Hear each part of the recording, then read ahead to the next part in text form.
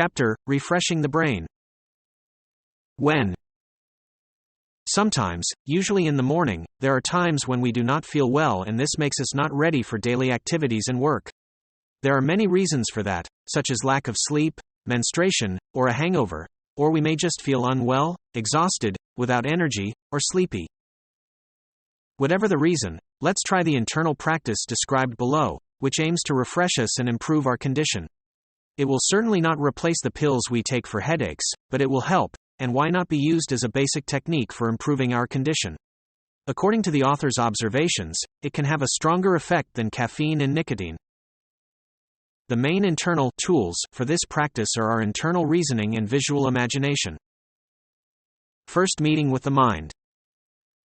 We start at the level of the mind, building the belief that we can consciously influence at least a little of the cells in our nervous system and most of all, the cells in the brain. If it is difficult for us to believe this, we realize that we are certainly doing it unconsciously and therefore it is possible, even though we do not know how it happens. Besides, if it is not possible to guide ourselves at least a little, the only thing that is given to us at birth, then what is left for everything else in our lives?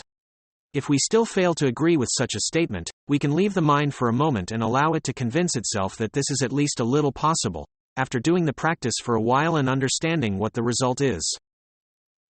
First, meeting with the visual imagination. The next step is to work with visual imagination.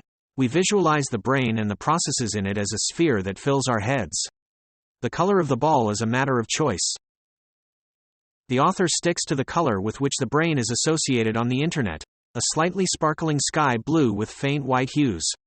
Visualization of a sphere is sufficient, but over time the image can be enriched by choice, covering the entire nervous system, the brain, spine, and for fullness and some peripheral nerves. Then we hold the image and allow slight movements, inside circulation, which is expressed in slide change in the shades of the sphere. If it helps, we can also imagine it as a liquid that moves depending on what is happening in our consciousness, or as an electromagnetic field that responds to changes in our consciousness.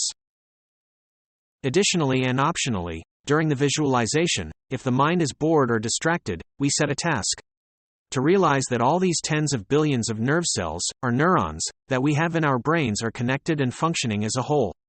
Also, it would help to use emotions, allowing the sense of connection that the thought of billions of neurons creates to overwhelm us during visualization. The feeling of gratitude to all those cells that serve us tirelessly can also allow us to be overwhelmed.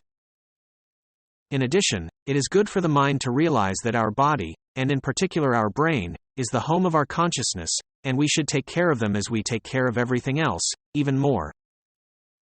Do not give up, be persistent.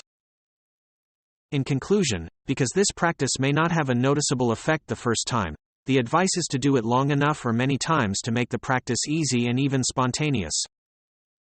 Duration of the practice. We can do it for as long as we want, and over time 1 to 2 minutes will be enough to feel the effect.